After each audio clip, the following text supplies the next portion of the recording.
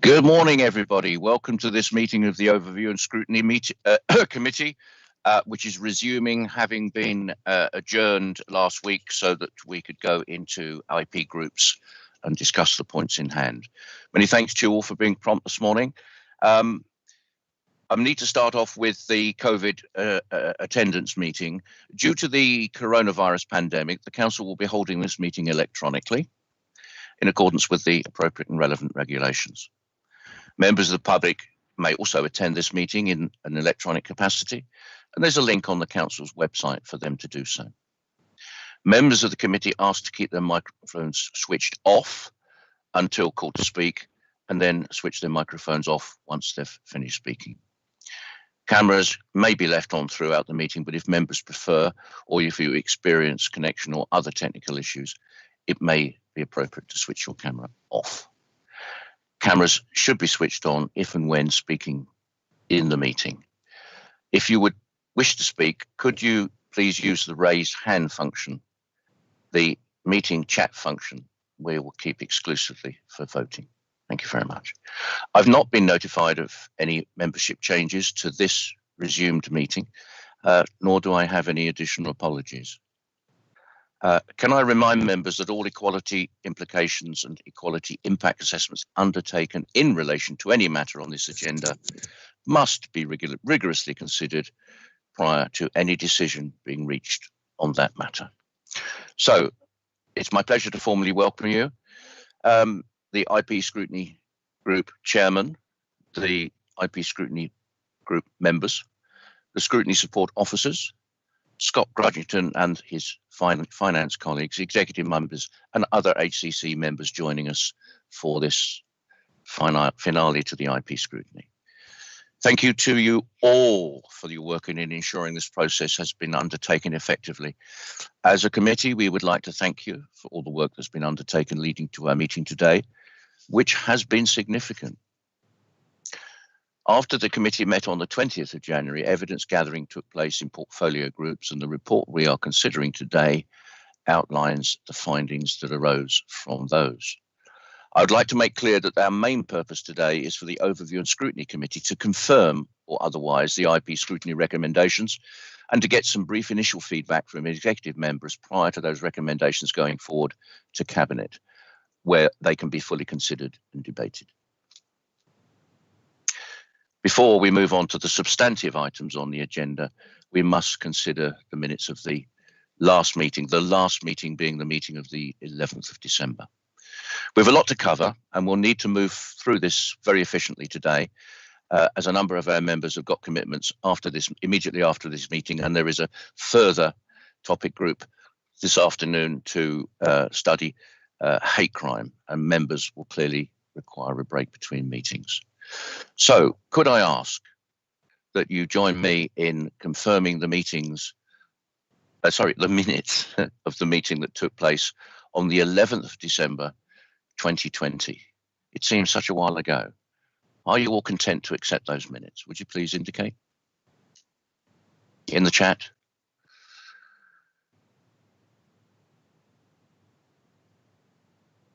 While I'm just waiting for you to do that and waiting for Democratic Services to acknowledge where we are on that, can I just give the running order as it stands at the moment so that IP chairman and executive members get a feel for where they are in the programme? I will be calling first children and young people, Dee Hart, then community safety and waste management, Jeff Jones, then Lynn Chesterman, education, localism and libraries, highways and environment, Richard Thake, public health and prevention, Ken Crofton, strategic review of the whole budget, Paul Zakowski, adult care and health, Nigel Quinton, growth and infrastructure playing in the economy, John Hale, and then finally, but by no means least, resources and performance, Stephen Bolton. Looking now for confirmation. Agreed. Thank you very much. So those minutes are agreed. Obviously, I will sign them when it's both appropriate and possible so to do. We'll move now to the substantive business of the day, and I'm going to start by asking Fiona just to feed us into this process and give a brief introduction. Fiona. Thank you, Chairman. There is very little for me to say, really, but just to let you know that the report that's been circulated is a draft report, and so what we aim to do at this meeting is to enable the Overview and Scrutiny Committee to confirm the recommendations which have come out of the IP scrutiny groups for this report, so that then the report can go on to Cabinet on the 22nd of February. And the report will also the report will also be included in the full papers for full council on the 23rd of February when the budget's considered. We're not looking to open up the discussion again in terms of evidence gathering today, as that part of the process took place last week in the individual groups, and that's concluded. So the evidence gathering groups were doing their work on behalf of the Overview and Scrutiny Committee, and the chairs of each group will be reporting back their findings at the meeting today, which are outlined in today's report. So we'll hear from them shortly, and then we'll also have a chance to hear from the relevant executive members for each one. That's all I'd like to say. Thank you. Excellent. Thanks very much, Fiona. If I could just a few points to hopefully get the meeting flowing. I will ask each IP chair in turn to confirm that they're content with the recommendations that are outlined in their section of the report. There's no requirement for them to read their recommendations out in full. If they agree with it, if they wish to, I really haven't got a problem with that. And then I will ask the committee to note the info requests. We've got information requests at 3.2. If there are any, then I will ask the committee to note those. And then I shall invite the executive member to comment. A couple of 3 minutes would be fine. And then after each section, I will go back to the committee to agree the recommendations for each portfolio in turn before moving on to the next one. So thanks for your patience, bit of a mouthful. I'm going to turn now to Dee Hart, who chaired the Children and Young People Families, ably assisted by Russell Reader. And we will hear in due course, of course, from Teresa Heritage, who's the executive member. Dee, good morning. Over to you. Good morning, David. Right, yes, we totally and utterly agree with the recommendations that we've put forward. And I would just like to thank Russell and the scrutiny team and officers for all their help in complying with this report. We found that the cabinet member and the director for children's services was very forthcoming. We found it a very open, honest and transparent conversation regarding recommendations and the questions we actually put to them. So everyone in the team that attended this meeting was very happy with the draft reports and recommendations, and I think you'll find the recommendations we come up with was one very strong recommendation. So more than content. Thank you, Chairman. Thank you very much, Dee. That's super. There are no, I can find no trace. No, there are no information requests coming forward from your session. So I'm able now to go straight over to Teresa Heritage, the executive member, for any input and comments she'd like to make. Good morning, Teresa. Good morning. Good morning, everybody. Good morning. Dee, thank you very much. Thank you to you and your colleagues who attended the IP process. Jenny and I always find it very interesting and informative because we get to hear what everybody's thinking, so that's excellent. In relation to your recommendation, can I say, yes, I hear what you're saying to me. I do appreciate that fostering is a very important service, and actually having sufficient foster carers enables us to keep as many children and young people as we can within the county and also within a home environment. So we hear what you say on that one. We have a new fostering strategy, as you are aware, and we have updated it and are sort of reigniting it, as it were, in line with COVID, the challenges there. If I can just say that obviously what our service wants for all children is to stay with their families.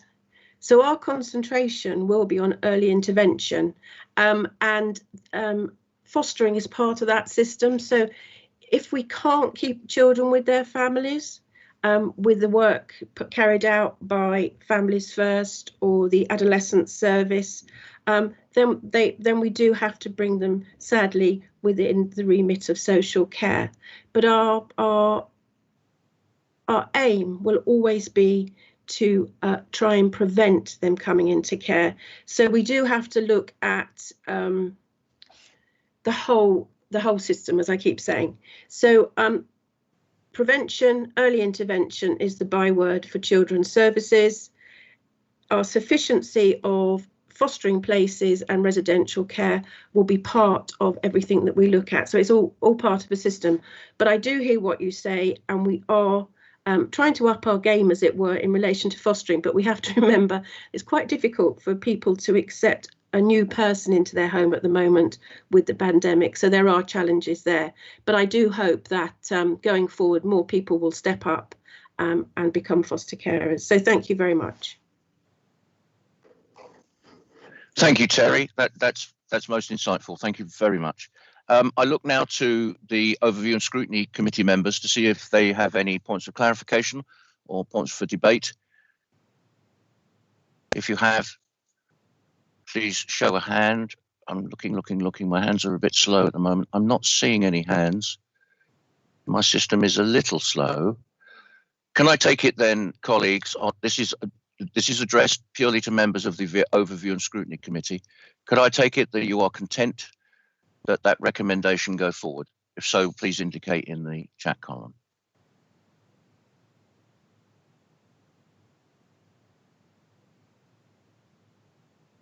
Thank you. Keep them coming.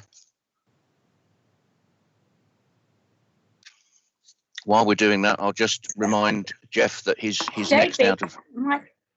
My chat column is not working. It says it's disabled. I've tried coming out of the meeting and going back in, and it still says it's disabled.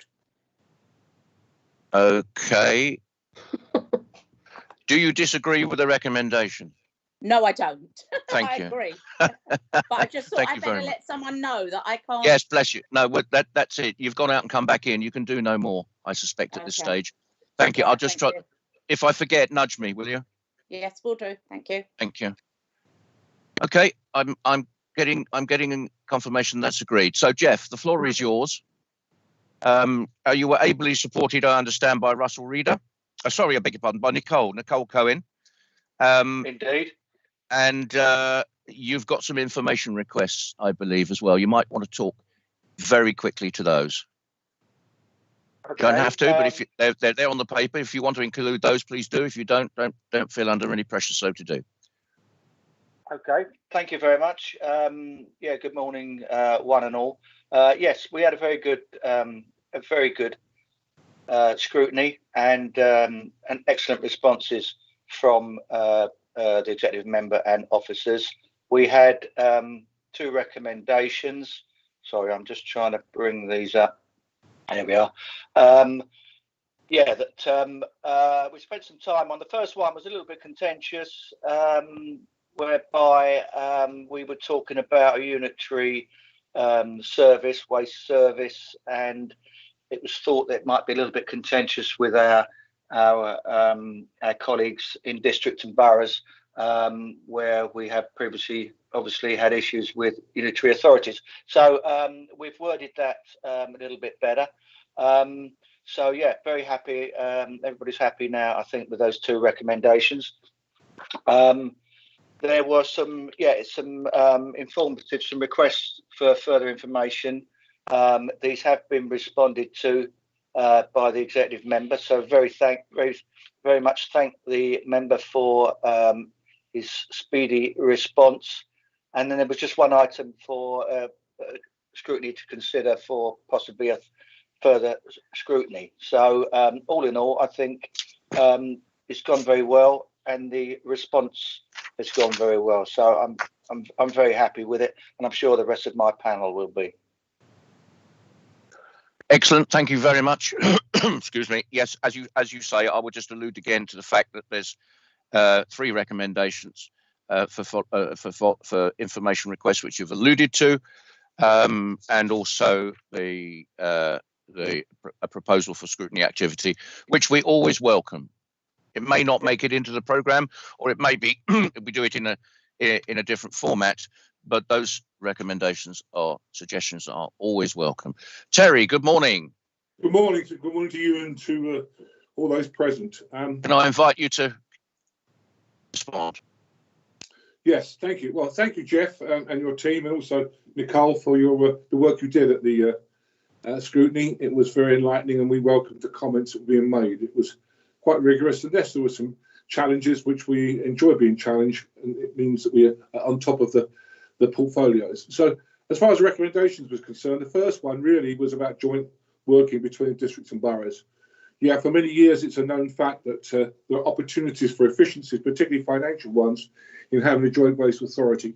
There are regular discussions on this at the Herts Waste Partnership, including most recently at the meeting on Monday, in fact, when again it came up, the subject, and the Cabinet panel regularly discusses this issue and to encourages more cooperation between districts and boroughs. I think attempts at things like joint procurement of vehicles, bins, etc., all districts agree are good ideas, but progress is sometimes limited. We will continue to encourage progress, but inevitably politics comes into the equation when it comes to looking at a joint waste authority. Actually, joint waste authority is something which legally is available to us, but you can't force the districts and boroughs to go down that route. All you can do is encourage, and that's what we're doing and have done for many years.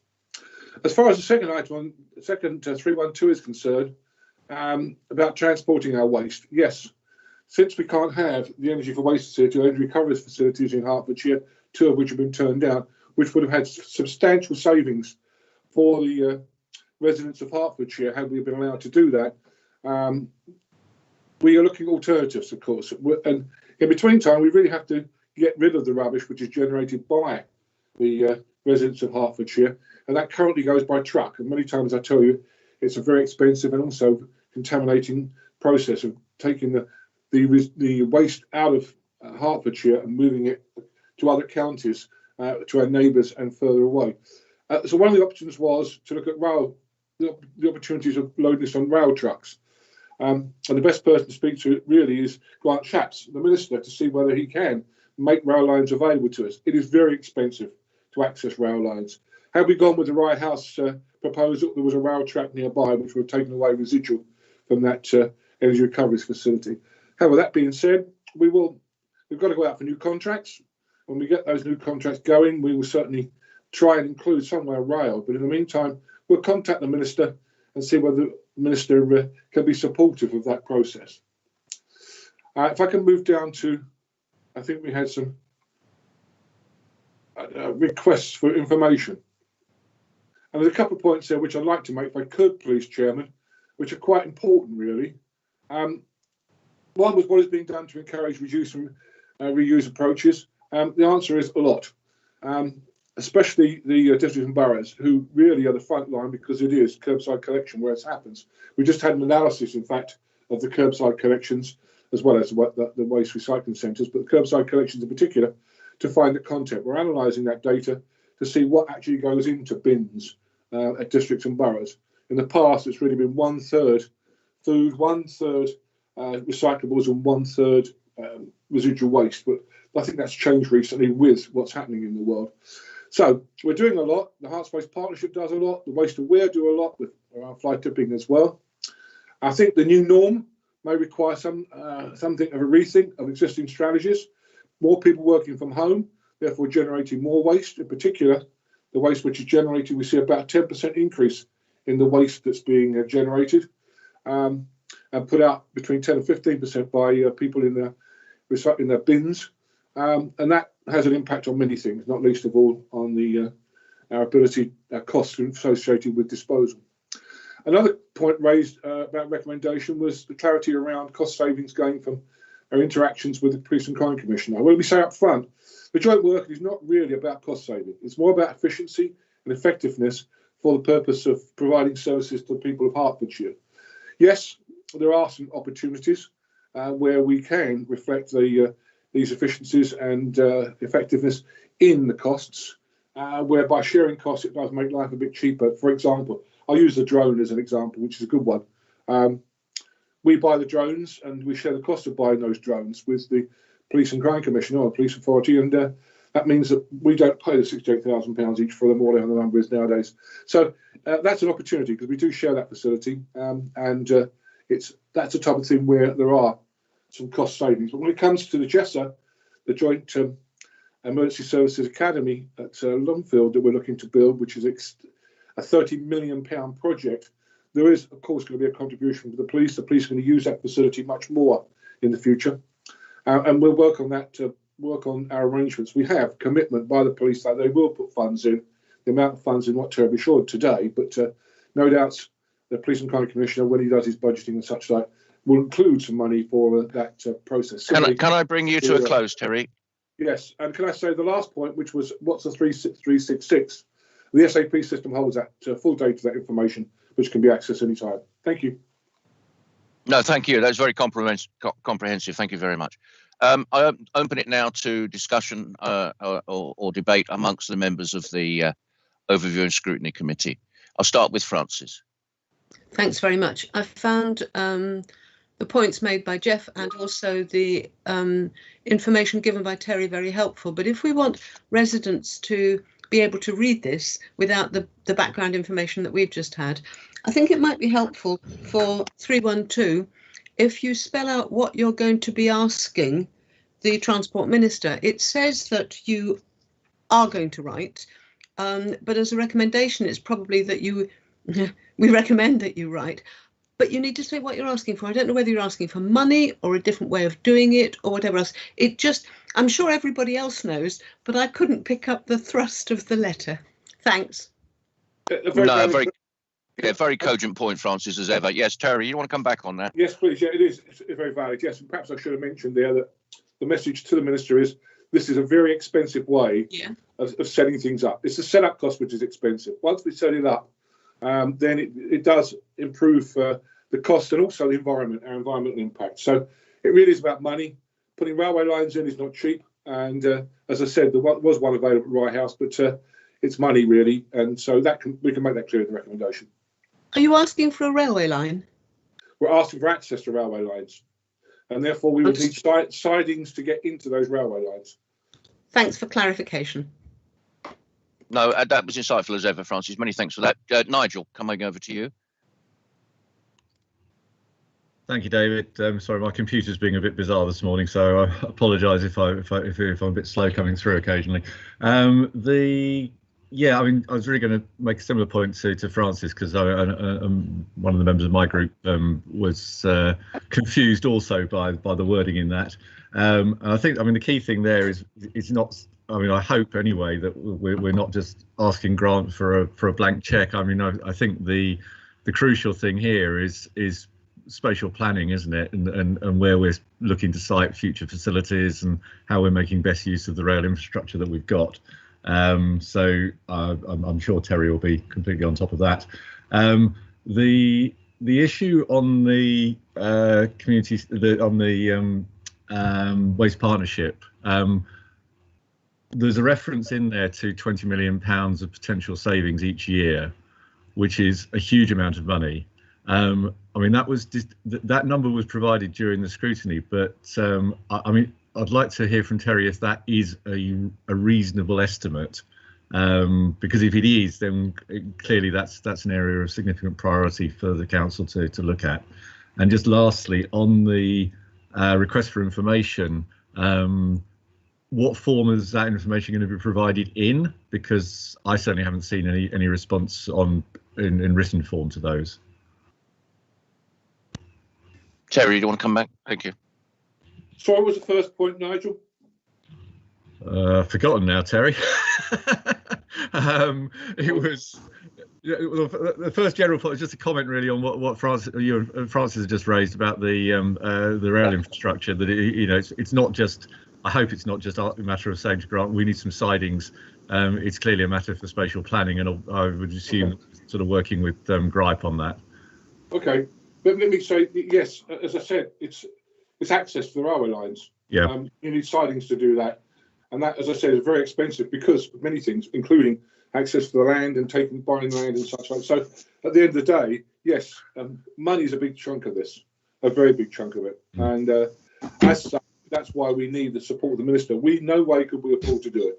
We are talking tens of millions of pounds just to put sidings in, not only to purchase the land, but also the infrastructure needed to do that. So it's really about his support around those. As far as the 20 million is concerned, this is a number which was, in fact, it was 22 million when it was first mentioned by we had an LGA review of the Hearts-Ways Partnership a number of years ago. I think it was about 6 years ago, 7 years ago, and they came up with a number and said that if we had a joint arrangement, the potential was at £22 million. They said that there would probably be £2 million of savings for each of the districts and boroughs in the county in terms of costs and the costs associated with it. That being said, the number may be different today because of different collection and delivery regimes, but certainly it is significant. When you consider, Nigel, that the biggest spend by each of the districts and boroughs is on waste collection. Yeah. Anything we can do and the Hearts-Ways Partnership on Monday went through in great detail what we can do in the future. Really went in great detail about opportunities where officers are put to the members of the Hearts-Ways Partnership to take back to their districts and boroughs. As far as data is concerned, I'm trying to think what you want from our data there, you were saying, because I think we made it very clear that the numbers which were mentioned in there, the data is available from the SAP, which was more detailed 3366, which has been spent. No, it's a question of how that was split between the two, Terry. Yeah, that the SAP system can tell you that. And I think for it would be much more useful, shall we say, for members and for the public if that could be spelt out, so that we don't have to go scurrying into a SAP system that is by far from user friendly. Well, I think what we're saying there is that we can do that. The system provides that exact detail, and certainly officers can provide that. If you want that level of detail, nickels and dimes, we can do that. Yeah, it's just a question of two numbers that add up to 3.366. That's it. We can get that from the SAP system quite rapidly. Okay, well, I look forward to receiving that. Thank you. I'm sure officers have heard that. Thank you very much. Bear with me while I flick backwards and forwards between screens. Nigel, could you take your hand down for me? If you could clear it as soon as you could. Margaret, I can see your hand, but regrettably, you're not a member of the Overview and Scrutiny Committee, and business today is largely confined to their consideration. So on this occasion, regretfully, I'm not going to call you.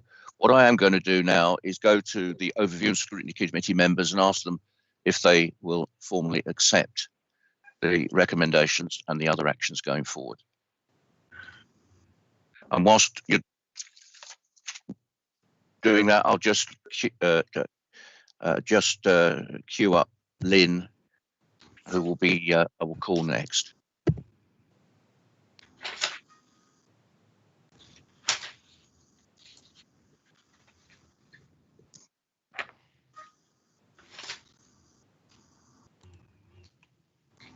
Just waiting on confirmation that it all looks positive thus far.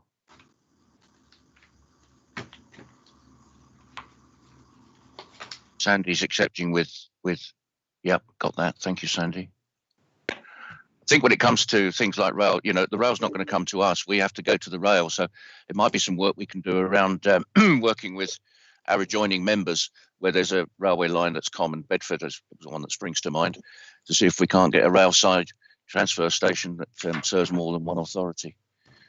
But how are we doing? Dem services, have we got an acknowledgement yet?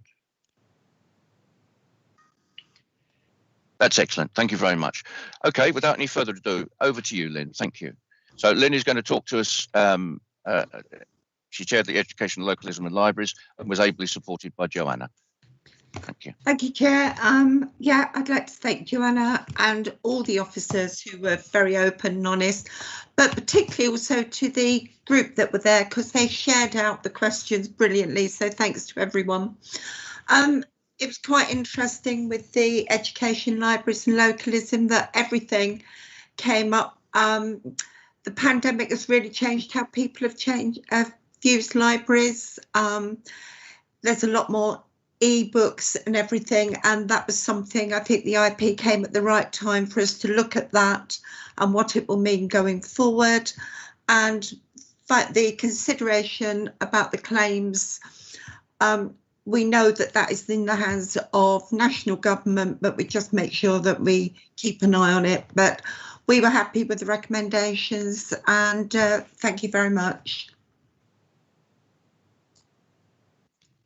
Thank you, Lynn. Caught me on the hop there. Excellent. Thanks for that. I'm going to turn to Terry there, just to make the point that there have been no information requests coming forward under this section. So, Terry, good morning to you. Good morning, everybody, and thank you. I hope that we answered colleagues Lynn and her colleagues' questions appropriately and fully.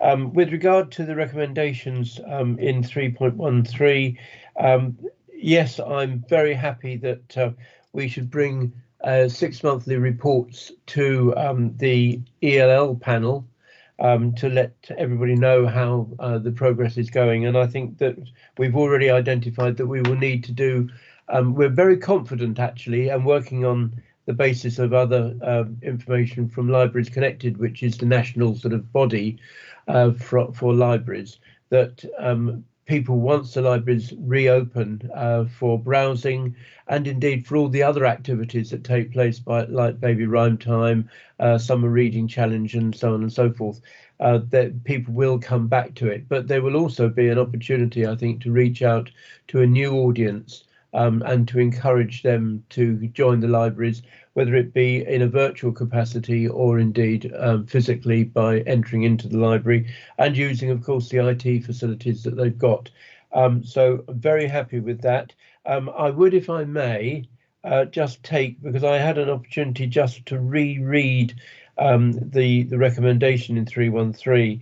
And just for clarification, if you don't mind, Lynn, you say, given the success of the introduction of new digital library services during the pandemic, the digital library services like e-books and e-audio books, they were actually running before the pandemic started. But as you've quite rightly noted in your recommendation, this was enhanced by spending more money on e-books to boost the number of e-books available across the piece. The one thing that I fear I must part company with your recommendation is regarding the major change to the business model negotiated with Libraries for Life to be considered, because that whole operation was part of a competitive tender which went out, and it was competed for, and the winner of it, which was Libraries for Life, submitted a business model, as did the other tenderers. And so if we were to make a major change, all the information that we do have would be that we would potentially have to go out and conduct a whole new tendering process, which would be hugely expensive, and I'm not sure that it would serve us well going forward. So I would, with great respect, suggest that actually not go forward. With regard to 314, interestingly, we decided not to move forward with the transfer of the library service for Libraries for Life. And on reflection, that was a very wise move, because if we had have done, that would have become a separate entity and wouldn't have been able to have been subject to the reclaim that is referenced in 314 by Hertfordshire County Council for funding to meet the loss of county council income. So we actually, it was it turned out to be a good move, if you like. But the whole of that is wrapped up in the overall claim that resources are making to the government for the recovery of, I think it's 75%, excluding the first 5% excess of all revenue lost by a county council or by a local authority. That's me, I think, done. I wasn't sure if it was a pause for breath or a theatrical hesitation or you were wanting to get bonged out because you couldn't talk for a minute? Well, I saw a note come up from Lynn Chesterman, so it's sort of, I thought, wait a minute, here comes something. Good, well done. Okay, well, thank you very much for that. Chairman, if Lynn has a question, would I have the opportunity just to respond to a question or a comment from Lynn afterwards? Yes, you will. Thank you. I'll give you that. That shouldn't be a problem. But if it is just a response in the briefest of terms, but I put this over to the committee now. And Lynn is a member of the committee, so she's entitled to ask a question. Thank you. I think our group would be quite happy if the word introduction was changed to expansion. I think it just came over that it had been introduced, but I think we'd be happy with that. I think there was a lot of stress on the fact that the ebooks and everything were more expensive. And I think that's what caused some of our committee members to be worried about whether the business model that had been negotiated, whether that, if it goes down the line that more ebooks and everything are being used, whether that would put that at risk, that business model. That understood that. And I think what we also raised in 314 was the fact that we claim the money back in arrears from the government. And when we put our application in, there is no 100% guarantee that we are going to get the money back that we claim. And I think that was the reason why we were looking about the income loss. So that's just a sort of brief reason why those became our recommendations. Thank you, Chair. And Lynn wants to turn that into a question by adding, isn't it? Very good morning to you all. Right. In terms of the first point about the ebooks, yes, thank you for changing the word introduction. What I would also seek your agreement is to take out the word new. So the expansion of the digital library services. One point to make about the digital library services and ebooks, and yes, it does include audio books in the term ebooks. It's e-audio books, actually. The good thing about those is that whereby a physical book is a lot cheaper, you can only have one physical book going out at any one time. Whereas, as I understand it, with ebooks, you do have a number of accesses to that particular ebook at any one time, depending on what the license provides for. So it looks more expensive up front, but it actually could be equal or better going forward. So that, I hope that helps to reassure you. With regard to the impact of the loss of income, I think it would be fair to say that Stephen Pillsworth and his colleagues in resources are very, very adept and correct at making the appropriate claims. If we weren't to get all the money back, then it would have to be met out of the contingency that we have within the overall corporate budget relating to COVID. Okay, again, thanks very much for that. Can I just make the point at this stage that there is absolutely no requirement for IP chairmen to change any of the recommendations at this stage.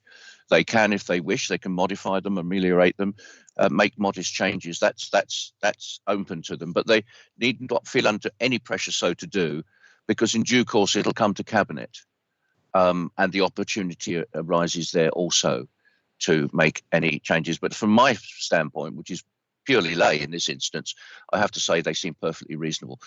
Lynn, can you clarify whether that's acceptable to you at this stage? Because obviously that goes before the committee.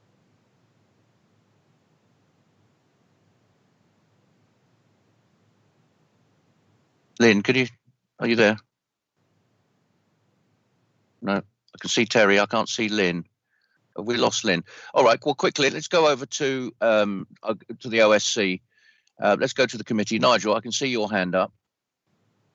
Yeah, just very quick question. I was slightly confused by what Terry was saying about the status of the contract with Libraries for Life. Has that not been let yet? Yes, it has. Okay. I didn't follow what you were saying then about the delay. Was it delayed? The transfer of the library service to Libraries for Life, yes, it was delayed. Okay. And it is still delayed because we did not feel it was appropriate to transfer a service which is, if you like, in abeyance because of the government restrictions to a body that would start off with, if you like, a negative start. We want to be able to get the library service back into a reasonable form. So that it actually hits the ground running. That makes perfect sense, and so everything's agreed. We're just waiting for things to get back to normal. Correct. Okay, thank you. Okay, thanks, Lynn. We lost you. I lost you earlier. But I've lost you again. Lynn, are you there? I am. I got cut off. Sorry. So well done. Okay. Did you hear what I said earlier around the suggestions that Terry made, which was basically at this stage you're not obliged to consider them. If you so wish, you may. It's within your writ. Obviously, the recommendations go forward to Cabinet. They can't amend the recommendations, but they can outline at Cabinet why they feel that some approach or other or concept might not be feasible. But it's entirely over to you. I don't want to put any pressure on you. Officers will have captured the tone and flavour of the suggestions. Can I ask for your comments? No, if it was what Terry was saying about changing the, so I said about the introduction and removing the word new, I'm quite happy with that. Okay, well, thank you for that. And on that basis, I'm looking around. I'm somewhat hampered, colleagues. Do forgive me, but I have to flick up and down the chat several times just to make sure that there are no OSC members, because it's not in OSC member order. Clearly, I'm doing that as we speak. Right, over to OSC. Any thoughts, comments, points of clarification, questions? I can see none, so I will go to you now then to agree the recommendations as outlined. Would you please indicate if you're content with that, and just to acknowledge that there's no info requests coming forward with this one. And whilst you're doing that, can I invite Richard Thake to prepare himself, as I'll be calling him next. Thank you, Chairman.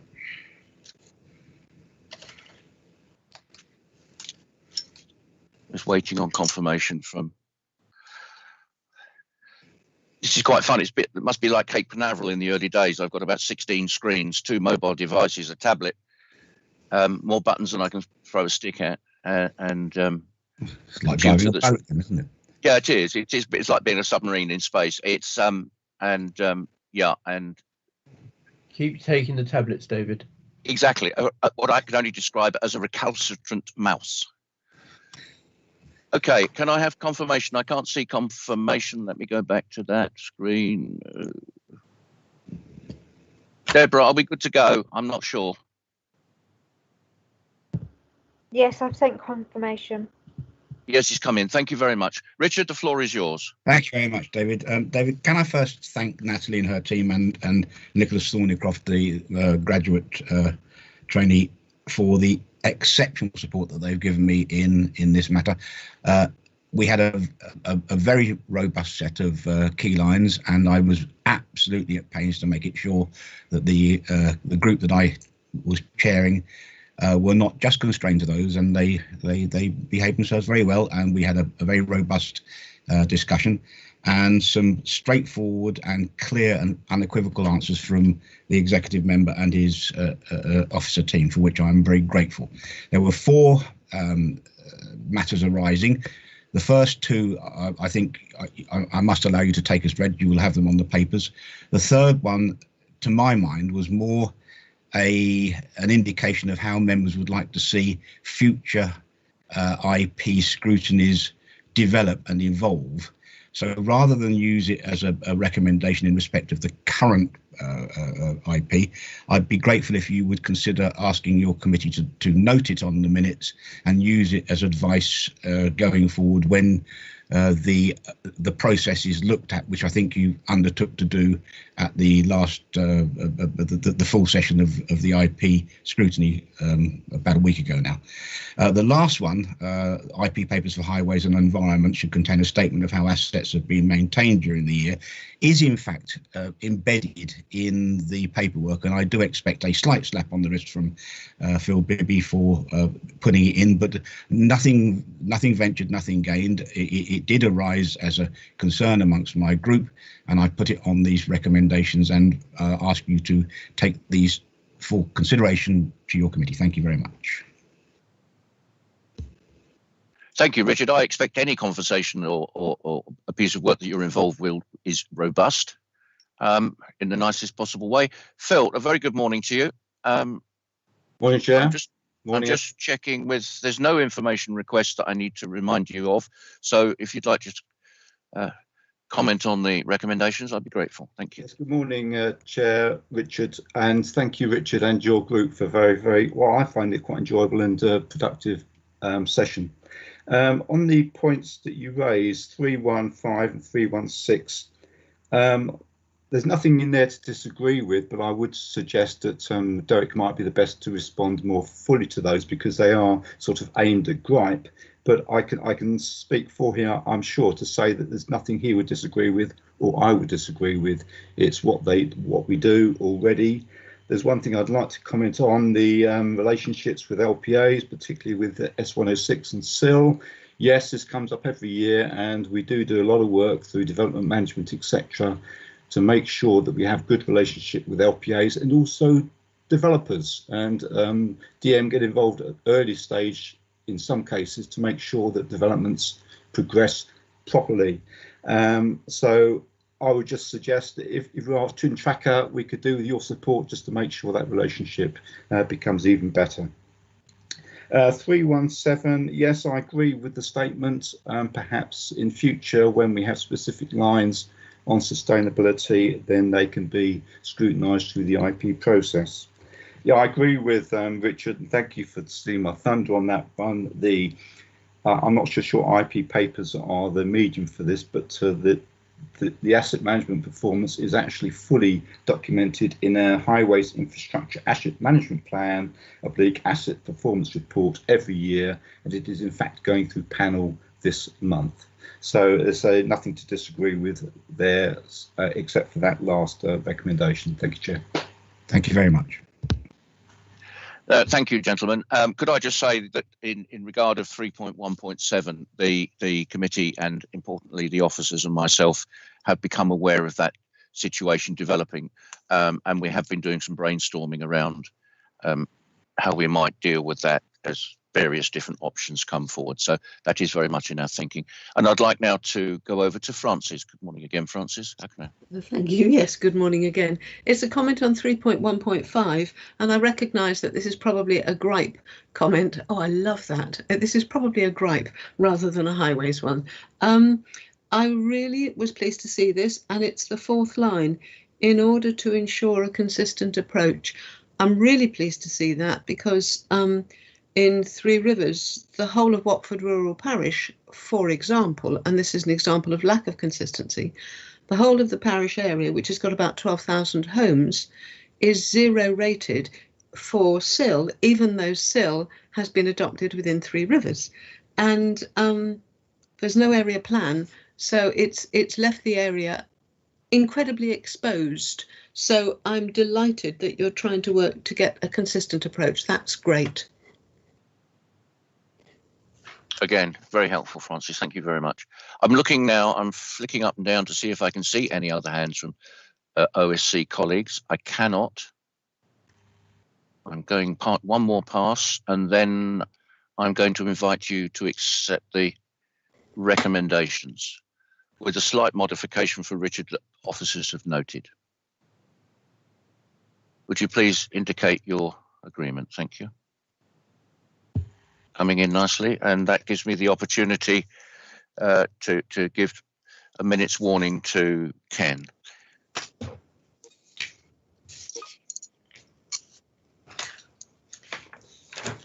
After this next one, I'm going to call once we've completed this section, I'm going to call a 5-minute comfort break, which will be, I suspect, at approximately 11 o'clock. Ken, are you ready to go? I'm ready. Okay, I'm not sure we've got the agreement yet. Yes, all agreed. Thank you very much. Ken, the floor is yours. Thank you. Morning, David. Morning, everybody. Our group, I believe, was pretty vigorous, and it's quite a high-powered group, and I believe we were very thorough. We had 6 key lines of inquiry, and we were ably supported. I mean, Emma Turner, who was our grad, was exceptional in the way that their questions were helped put together, and her support that she's given me through the whole thing. And of course, the finance officers that were there, and without any shadow of doubt, Tim Hutchins and Jim McManus were absolutely exceptional and absolutely on top of their game. So of the 6 questions, 4 were batted away in such a way that I think they covered every aspect of the questions we put to them. We covered things like COVID. Well, I don't think anybody could tell Jim anything or give him any advice. I think what he's achieved has been exceptional. We were left with 2 recommendations, and that is for reserves. I think the question that concerned our group was really, there doesn't seem to be a definitive answer on what the reserve should be. Should they be a lot higher to cover any future pandemic, to lay our hands on ready cash, or should they be a lot lower? So that's one of the recommendations we need looking at, and we need a definitive answer. And by the way, both these questions were put to all the committee members after they were formulated, and they were all, without exception, they've all agreed the wording on these 2 recommendations. The second recommendation that we put forward was the I can't remember. Let's see, dig this out. Yeah, no, it's the prevention side of things.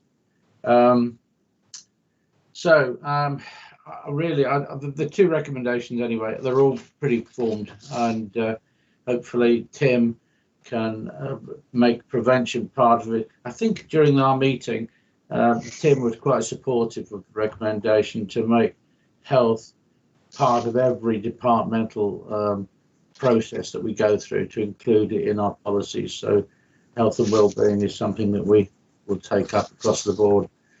So, no, thank you all for the committee, the team members that played their part, and particularly Steve Palmer from Health Watch, who joined in as well. He was very, very helpful. Thank you, Chairman.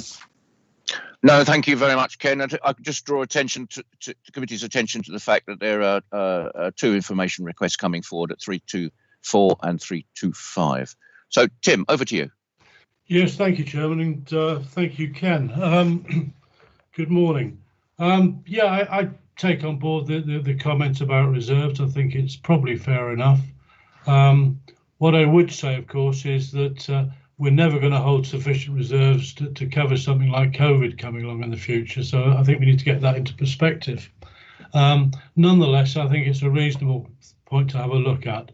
And what I would suggest that we do is we bring it back to our panel in the new municipal year, after we know what the public health grant is going to be next year, for perhaps a longer discussion as to whether in fact it's too high or too low. There's a discussion and I think debate to be had one way or the other. But I think it is important that we retain sufficient to cover our commitments. And I reiterate that one of the challenges we have with public health is that we generally don't know what our grant is going to be until quite late in the day. So that is a challenge. It also has to be said that it's been mooted that the public health grant might be withdrawn at some date in the future. Indeed, this current financial year was the original date it was mooted to have been taken away. So on that basis alone, we need to make sure we're holding sufficient provision for costs, because otherwise they'll fall upon HCC, and we don't want that to happen. Nonetheless, what we are doing is looking at how we can use some of our existing reserves, and we're releasing £1.5 million over the next couple of years to support our work in relation to health inequalities. In what that will look like, again, will be brought back to panel in this current year. You're quite right on prevention. I'm very keen that we continue to shout very loudly about prevention. I'm very keen on the idea of prevention in all policies, and I thank the panel for bringing this recommendation forward. It has to be said, of course, that we do have a pretty robust public health strategy and prevention document, which was agreed by Cabinet in, I think, 2017. And again, that will be brought back as it needs to be updated in the following year. So, generally speaking, I have no problem with these recommendations. Do you want me to address? Sorry, Tim. Do you want me to address the other 2 points that were raised? Well, if you wish to, there's absolutely no requirement or pressure on you so to do. But if you feel it's going to help, then please do. Yeah, very briefly. I mean, one was in relation to healthy hubs. To be honest, I thought we had a pretty good discussion of that in panel and in the IP scrutiny. So I'm a bit surprised to see it today, but nonetheless, I'm happy to talk about it. It's an initiative we kicked off about 3 years ago. We've already invested £2.6 million across the county in developing this. It's in partnership with districts and boroughs. Clearly, over the last year or so, it has taken a bit of a knockback, but it's our absolute ambition that we continue this on beyond this year. We've set aside £200,000 this year to do so. Plus, we will be bringing forward about £217,000 of underspend from last year. So we'll be very proactive in encouraging districts and boroughs to work with us in partnership on that one. With regard to the information point about Public Health England being abolished, I think in short, we don't know what impact that will have as yet. What we hope will happen is that more of their responsibilities will be brought into local government on the basis that we understand the needs of our residents, and we think we have an important role to play in it. So we'll be watching that very carefully and making sure that our views are expressed at the right levels. And of course, we'll be seeking to make sure we get sufficient funding to do so. Thank you very much. That was very helpful. I'm going to go look now to the committee. I can see no hands at present, but I am scanning constantly. No, I can see no hands. So I'm going to invite Nigel. Yeah, sorry, David. I just thought I ought to comment. I was hoping Sandy was going to say something, because there was some feedback from our members on the group that totally understandable given the circumstances, that the amount of detail in the papers was quite limited. But I think also the concern that, which is one I express every year, I think, which is that in this portfolio we are so closely tied from a budget point of view to the public health grant, and there is no discussion or contemplation even of diverting additional funds into this portfolio from other sources. Okay, well, we've noted that. I'm inviting Tim to comment. If he doesn't wish to, that's fine. It's not necessary, but if you wish to, Tim. I think at the end of the day, you know, our recognition that health should be considered across the board in all policies. It impacts pretty much everything that a local authority does, whether it's directly around things like drug abuse and alcohol abuse and smoking cessation, but other impacts as well. You know, other departments have impact. You know, education's an obvious one. Libraries have a contribution to the health and well-being of people. The way we construct our highways and the way we deal with sustainability.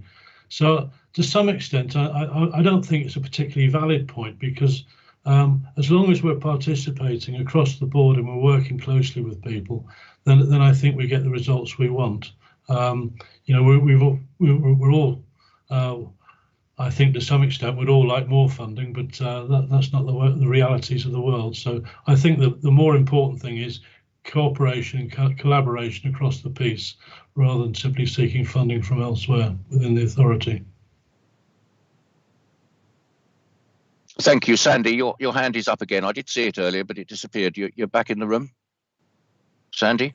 Yes, I am there. Yes. Thank you. Thank you. Good morning. Just to echo what Nigel said, I mean, a number of us in this particular group did actually think that the papers presented to us were thin.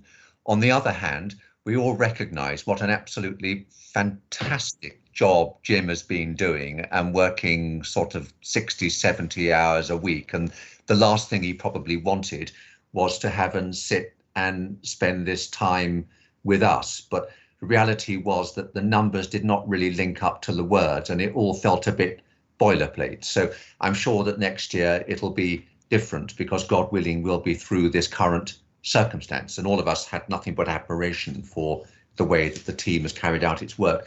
One other comment since I am on, I think it would help typographically in this report if 3.2, that clause, was somehow emboldened, or it actually had a subheading saying information requests.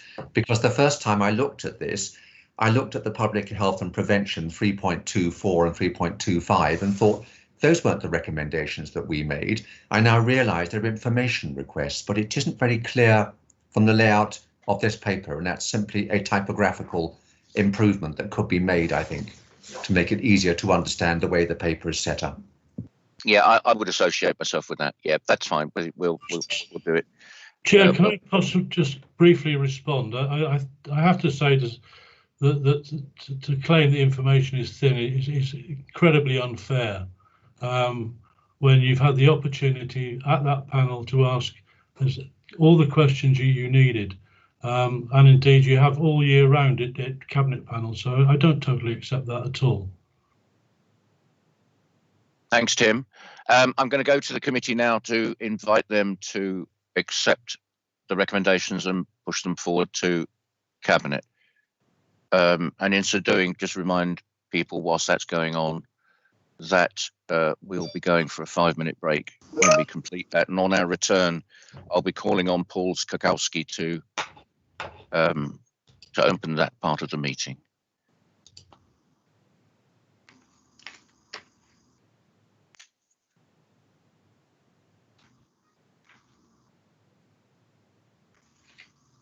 That looks positive. Just waiting for final confirmation.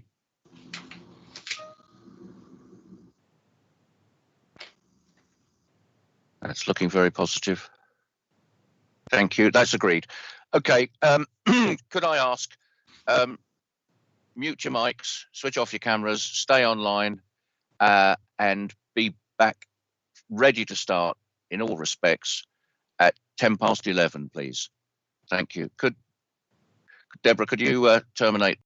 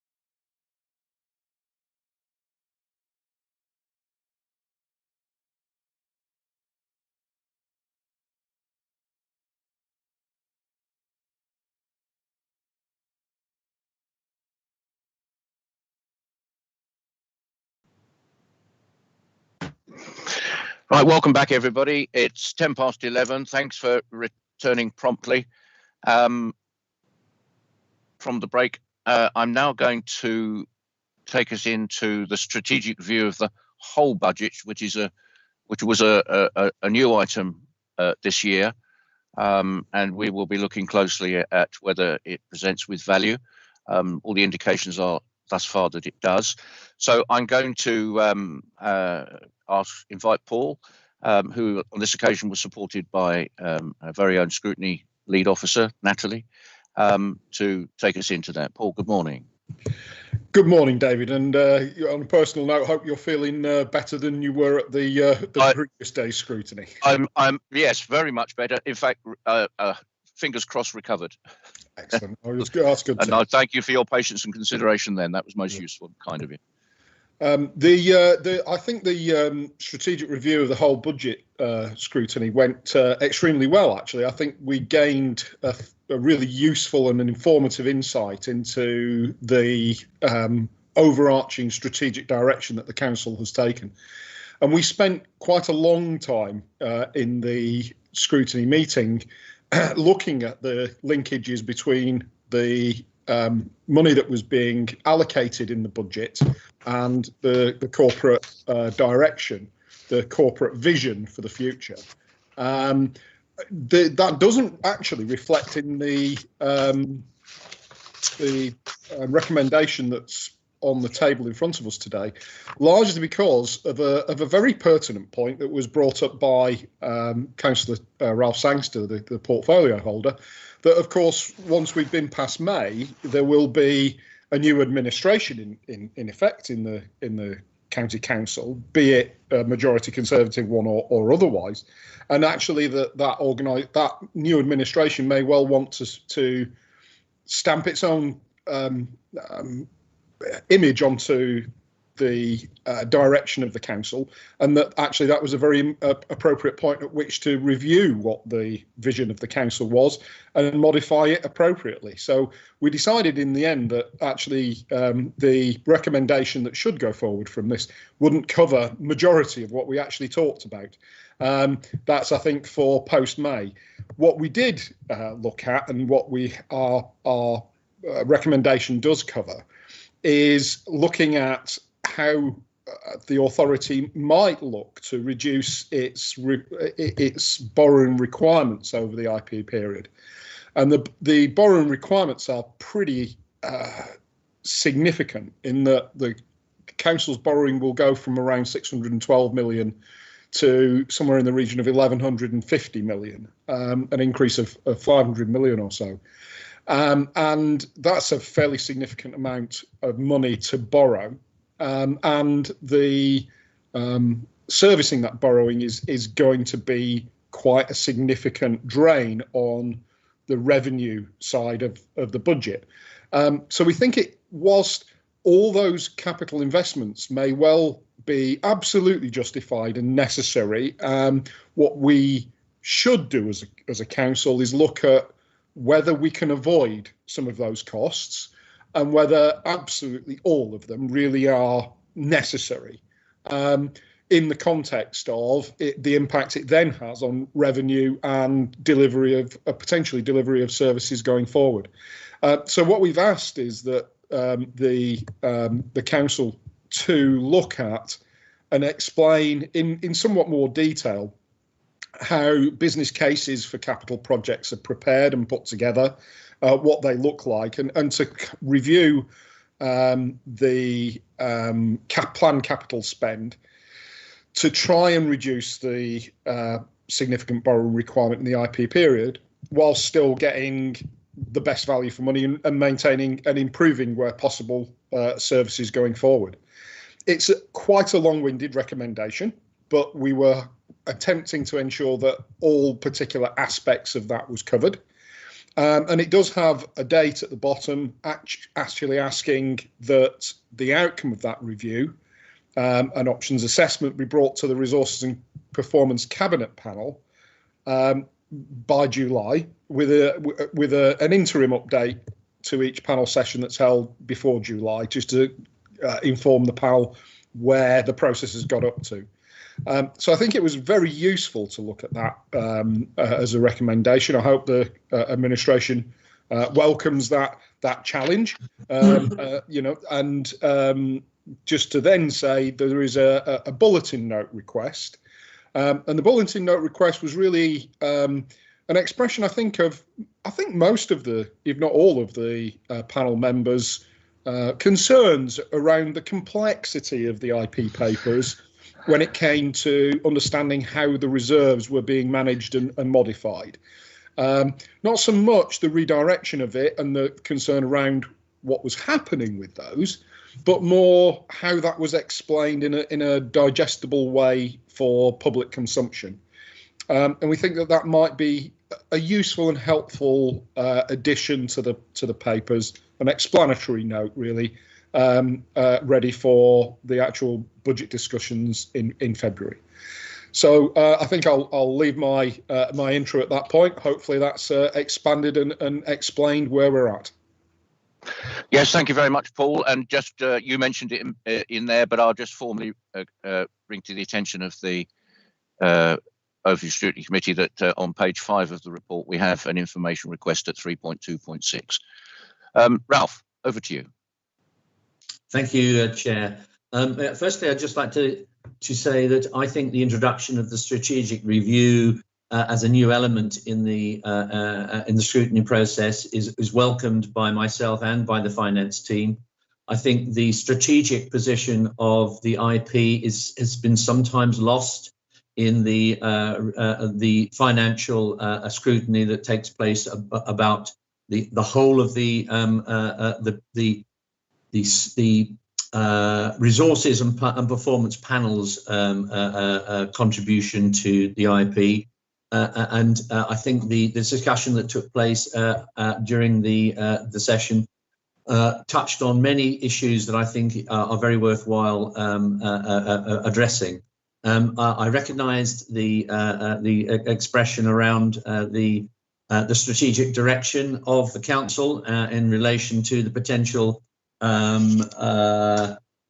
election that's coming up, so I recognise that, and we did spend some time looking at the capital projects that were coming through, and I acknowledge that they are significant, but they are in respect of the benefits that they bring twofold. One, we significantly benefit from some of those capital investments in terms of our revenue amelioration, but there are some which I think we recognise need to be a little bit more scrutinised at our panel level, and I think the finance officers are bringing forward some proposals that might provide us with the opportunity of appreciating how we do that. The second half of the recommendation I was a little bit surprised to see, because I know we touched on capital sales and so forth, but I don't remember us going into any detail in relation to that, because had we done so, I could have confirmed that at the end of last year, the property department has already commissioned Carter Jonas to prepare a strategic asset management plan. And this work will include an assessment of the property and land assets with the view to developing a methodology to identify further sites for disposal. That's due, subject to the COVID situation being as it is, to be completed towards the end of the summer. And we expect it to be brought to a cabinet panel towards the beginning to middle of autumn. So that's already been commissioned, and we're well into it at the moment. But this new lockdown clearly will delay it a little, but we will be looking forward to receiving that in due course. In respect of the bulletin and the reserves, we undertook a review of our reserves this year, and there was a process of reallocation of reserves into new categories, and I heard Paul suggest that it wasn't that necessarily that they were concerned about but I appreciate that reserves are quite difficult to comprehend if you're coming to them for the first time. And I'm sure our team in finance will be able to bring forward a bulletin that will explain those. Thank you very much, Ralph. Thank you, Paul. Very helpful contributions. David, I'm looking. Can I just come back as chair? If happily, but if brief, if you would, but certainly yes, it may. It's certainly going to be very brief. I was aware that there were movements towards the issues around that Councillor Sangster mentioned around the asset management report and scrutiny. I think what I'm perhaps asking for there is the more detail that you've just presented, but also that there is some feedback into what that asset strategy might look like from the resources and performance panel. So maybe that's where that's kind of fallen through the gaps a little bit. I'm quite happy in terms of the dates that are in the recommendation to be flexible on those. If things can't be delivered in the time frame, then that's fine. But if we can try and perhaps nail down for this to happen reasonably quickly, I think it's something that we all would want to happen in timely order. So just to feed that back, and if we can have some interim updates as to where the process has got to resources and performance, that I think would be helpful. David, would you like me to respond? Yes, very quickly, if you wouldn't mind, Ralph. Fine, yeah, I'll take that on board. I'll discuss it with officers, and I'm sure there can be an opportunity in the resources and performance panel to give you the information on how that is progressing and when we might be expecting the resolution and the report to come back in full. Francis, can I invite you to open the batting for the Overview and Scrutiny Committee? Oh, I don't know whether it's batting, but thank you for that. I thought it was a really, really good improvement, development on what we've been looking at in the past, and it was a very interesting one as well. Quick comment on the asset comment that Ralph made. You're quite right, Councillor Sangster. I think I congratulated the chairman right at the end on his pun on he'd been digging into land, which we thought was rather smart, but that was the only comment on land. And I know it's something he feels strongly about. So you're right. There was no opportunity for you to give the information then that you've given now. Thank you for that. What I actually wanted to comment on, we spent a long time, it was picking up on Paul's point, we spent a long time looking forward on the allocation across service and how the budget is done. And the officers went into great detail about the complexity and the difficulty they have with such a fast moving situation at the moment. And as a consequence, I think we felt very strongly that there was huge flexibility and what's the word? Agility, that's the word. That the officers and the setup we have at County Hall is agile enough to manage the movement of resources across service areas as things change so fast. So I was quite surprised to hear the chairman say in his introduction that we agreed that there wouldn't be a recommendation covering the allocation because the cabinet member had said, of course, there's an election coming up. My recollection is that we went into great detail about the allocation of resources across service area, and we were very satisfied that the officers had done a fantastic job in managing it. And nobody's got the figures in front of them, but the extent of the increase, for example, in adult social care, I don't think any of us were particularly challenging, were we? So it was a very interesting discussion and a very welcome addition to the day. Thank you very much, Francis. I'm looking to others on the Overview and Scrutiny Committee. I can see none, barring a late entry. Can I invite you to then accept the recommendation? They're starting to come in, thank you. And just invite Nigel to prepare himself, because I'll be calling him forward next.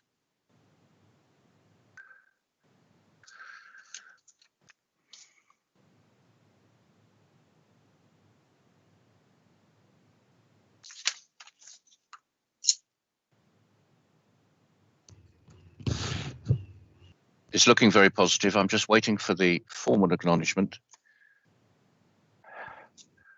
And then I will hand over to Nigel to introduce the recommendations from the Adult Care and Health IP.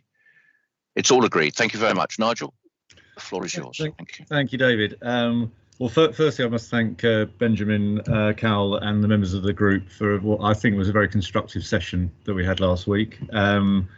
We've come forward with a couple of recommendations and a couple of requests for information and one item for scrutiny suggested. In addition to which isn't included here, we had an instant response from the portfolio holder and chief officer talking about the capital programme and rather echoing what Paul has just said. I think we all found it very difficult looking at the trying to scrutinise the capital element of the portfolio based on the IP papers. It's very, very difficult to know how much information to have. So what we asked for during the meeting, and has already been agreed within about 24 hours, I think, was that the panel would regularly, or the Adult Care would bring their capital programme to panel on a regular basis. I'm assuming that will be at least once a year, so that the panel can be more au fait with exactly what is planned and why and where it's heading, because it's not an easy thing to scrutinise at this stage. The other comments just on the recommendations that we put forward, I think there was broad agreement here, and actually broad agreement with the portfolio holder and the officers. We've got a growing problem of digital exclusion, and I think I'd just like to widen that. It's not just in adult care. I was having a conversation yesterday with somebody in highways looking at consultation and the need to spread the messaging beyond just doing stuff online, although we all want to do more online, but we've got to be very careful not to exclude those who don't have access still for whatever reason. And I think we're pushing an open door on the new funding model for voluntary care, voluntary and community sector, I should say. Richard, I'm sure, will come back on that. He's already working on that, I believe. The information requests, I think, are self-explanatory and hopefully easy to answer. And then the item for scrutiny that we've put forward is trying to assess, not now, but in a two years' time, probably, possibly a little bit sooner, but certainly in probably in the 22-23 budget period. The effectiveness of has the big increase that we're putting into care worker pay, which is extremely welcome, has that done enough? How effective has it been? And where are we then in terms of recruitment and retention of staff? Because it is probably one of the biggest challenges facing that portfolio. Thank you. Thank you very much, Nigel, and thank you for that recommendation. As I said earlier, we always look forward to receiving appropriate recommendations for potential scrutiny topics, and I think that ticks quite a lot of the. David, if I may, there was one other point I just wanted to make, and that is that I think everybody in the group was agreed that it was actually quite difficult to follow the instructions that we were given before the start of this process to focus on budget items. So I think what we've ended up with again is what we're told we didn't want, which is recommendations on process and ways of working rather than specific budget line items. And I think I know you have already discussed this in terms of reviewing how we do the IP scrutiny going forward. You know, it probably needs to be done at an earlier part of the process in order to have that focus in on the actual financial side. Yes, indeed, and thanks. That's a very supportive comment. Thank you very much. We will be working closely with you. You and I will be working closely with officers on this going forward. I'm just about to hand over to Richard, but before I do, I would like just to formally bring the committee's attention to the information requests at 3.2.7 and 3.2.8. We will deal with those later in the programme, but I just want people to be aware as we hear from the executive member. Richard, a very good morning to you, and the floor is yours. Thank you so much. I'm going to be slightly not confrontational, but just slightly moving away from an agreement that there is a growing problem of digital exclusion. There is a problem, and it's probably a problem of inequality. But if one works on the fact that there was no digital inclusion 30 years ago, and think of where we've got to today, with all the mechanisms that we have to have digital inclusion, I suggest this is not a growing problem, but it is a problem that is focused. And that's what we need to bear down on. So, for example, during the pandemic, we have had many thousands of laptops going to children so that they can receive online teaching, and that has been a huge success. We have had care staff working in residential homes to enable loved ones to be kept in touch with families where COVID has led to exclusion. We have our Haffles learning, which is for all, at all levels, of which there is a huge content around digital inclusion. And I think very specifically in OP 24 and 25 within the budget, and then specifically stated as narrative on page 40, really clearly just states supporting people needing assistance to prevent them becoming digitally excluded. And this was all presented obviously as part of the IP, is part of the IP, was discussed in our 2-hour scrutiny. So I agree with a point that Nigel makes, which is a really important one. This is not unique to ACS. Digital inclusion, like so many of our corporate values, roll over and wash into all that we do. And I think it is in that context that we think of digital inclusion and reducing digital exclusion. So specifically, we will bring forward through an enhanced or a new strategy with the voluntary sector, within that funding to support improved digital inclusion.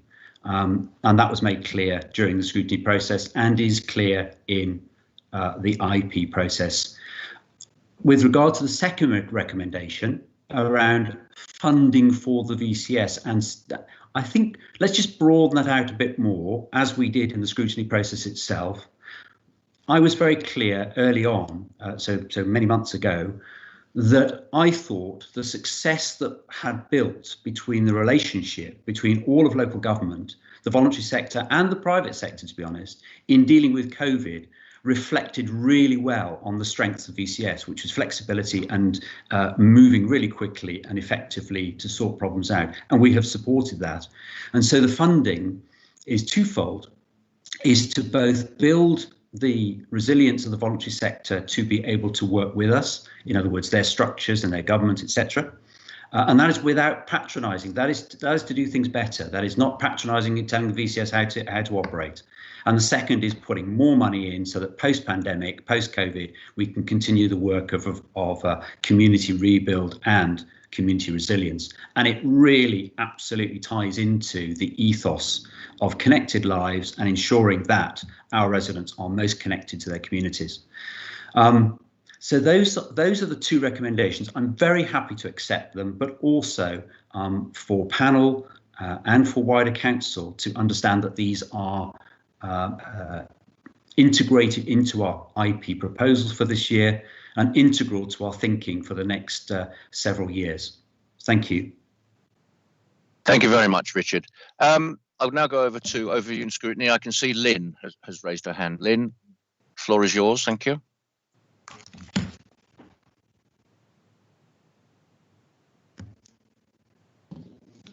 You're muted, Lynn. You're muted. Apologies. Okay. No, we've got you now. That's fine. A couple of things that Richard said I'd just like to come back on. We recently did a scrutiny. And don't forget, it's a question, Lynn. It's a question, so in it at the end, please. It will be at the end. Would you agree that what we found in the recent scrutiny was that it's not just the adults that Herts County Council is actually aware of through the homes and through home care. It's the rest of the population. And digital inclusion doesn't just mean giving them an iPad or giving them a computer. An awful lot of people are digitally excluded because they don't have broadband. So we're going back to, it's not just the equipment, it is also the means to use that equipment. And the other thing I would say is around the funding, again, would you agree that the reason that the voluntary sector, voluntary and community sector fed back to us that things had worked so well is because of the way it has been funded. It had taken out the competition of all of them going for the same pot of money. And do you see that being something that you will continue? Thank you very much. No, thanks, Lynn. Okay, back to you, Richard. Well, there's about 3 or 4 different things in there, isn't there? I think one of the things, and that I will discuss with my colleague Tim Hutchins, is probably to ensure, and that work may well have been done already, is that within the JSNA that we have digital inclusion and understanding in terms of both quality and quantity. I think that would be really useful. In terms of infrastructure, I thought the work that we did with Bucks County Council and BT to progress broadband across the county is really good work. But you're absolutely right, in terms of getting up to fibre capacity, we've probably got more work to do, but I will leave that probably to Ralph and others to pursue. But I think it's a good point. I think the point about should there be competition or not can partly be answered by, for example, building frameworks whereby it is the framework itself which brings both the clients and the finance and that the vol sector organisations buy into that. So Day Opportunities is a really good example of that. So that there is a need for effective delivery and outcomes have to be seen, so that our clients, our residents, receive what we are paying for, in a sense. But equally, we must give the voluntary sector the flexibility to do what it does best. Because if we start telling the voluntary sector how to do things on all occasions, we will not get the benefit of the vol sector. It is the statutory sector. And that's the whole point, is moving away from that as far as possible, because statutory sector tends to be very expensive.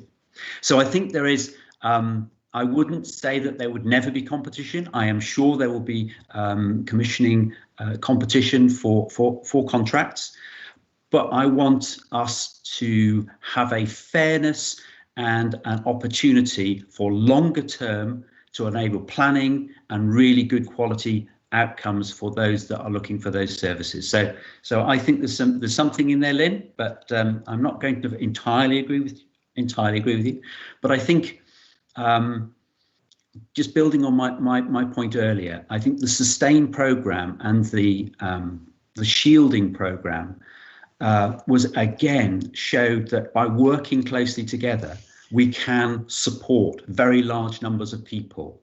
And that includes, I have to say, digital inclusion, because one of the things we did was working with those that are clinically vulnerable to ensure that they were able to get their supermarket slots, and they were able to they're empowered then to look after themselves rather than us looking after them. And I think that was really, really important. And yet in the background, the vol sector there to work in the food banks, which we were supporting, or to working in the packing to do food parcels that went out to those that couldn't. So in the round, I think there's a lot of learning come from the pandemic, and I want to see that develop further in the next year or two to see if we can maintain those strengths. Thank you, Lynn. Thank you very much, Richard. Very, very comprehensive. I can see Nigel there. Nigel, is this questioning or clarification, or are we moving into debate? Just so I know when I can stand Richard down. It's probably a bit of all three, I suspect. Oh, all right. Right. Okay. So firstly, I mean, just building on what Lynn was just asking about, I mean, I think that point about competition is a really, really important one. It came out of a couple of scrutinies we've had recently, and the question for Richard on that is, will, as part of that review of funding models, you be looking or asking for people to look at different ways of commissioning in this sector? I'm thinking particularly of alliance structures, partnership structures, that you might, from your previous life, like mine, be familiar with some of those. It was something we discussed in terms of mental health. Trying to remember if that was before you moved to that portfolio or after. It was a year or two back. And I very much recommend that we do go down there route. I know that Tom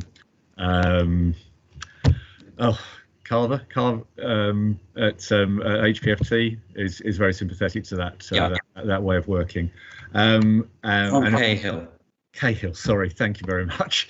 And I think that does provide a way of bringing all parties, whether they're statutory or voluntary, into the same funding model in a way that at least attempts to avoid the competitive element between different providers. I just wanted to come back very briefly on the digital exclusion point, because I with greatest respect, Richard, I don't think you fully grasp what we were trying to say there. I mean, clearly digital inclusion has increased massively over the last decades, and particularly probably in the last year. However, because of that, the concern is, and that's why we use the word growing, which may not be quite the right word, but it's the fact that there is now an overwhelming assumption, or tends to be, that everybody is connected, when there are a small but still important cohort that aren't, and we forget those at our peril. That was the main point. Thank you very much. Do you want to come back, Richard? So the answer in terms of funding models, opportunities to have arm's length agreements, to find better ways, different ways of exploring how services are delivered, how independent payments can maximise the opportunity for those in receipt of them. I'm up for all of that. So I think the answer, the simple answer is yes. And I've now forgotten the second point. Yeah, digital. Yes, I think we are dancing on the head of a pin here. Yeah, absolutely. There are digitally excluded communities, and I suspect that they are getting smaller. Yes. It is a semantic, but I think it's a right one to recognise, because it would be bizarre if digital exclusion was actually getting worse. But there will be communities and cohorts of individuals who are not connected, and it's absolutely right that we get to those. I fully agree with that. And in terms of the wording, whilst I've thrown a bit of a spanner in the works, I would be happy if that wording stays as it is, whilst recognising that through the JSNA work, for example, we could challenge it. Thank you. Sorry, can I just ask, what's JS&A? I've got a mental blank here. Well, it's the Joint Strategic Needs Assessment. It's held by Public Health. Yes. And it is effectively all of the information. And as we look at, and Tim would know more about this, but I did come from that portfolio as well. As we look at public health in the broadest sense, what the baseline data tells us and how it's changing over time is so important, and that's just where it's kept. Thanks for clarifying. Cheers. Thank you, gentlemen. I found that most useful. Thank you very much. I'm scanning up and down. I have been patiently. I can see no other input, so thank you, Richard, for that. I invite members of Overview and Scrutiny to now indicate their acceptance and agreement of the recommendations. In so doing, can I give a warning order to John Hale, who chaired the Growth, Infrastructure Planning and Economy IP group?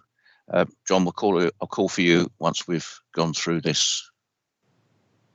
And I can see that we've got agreement.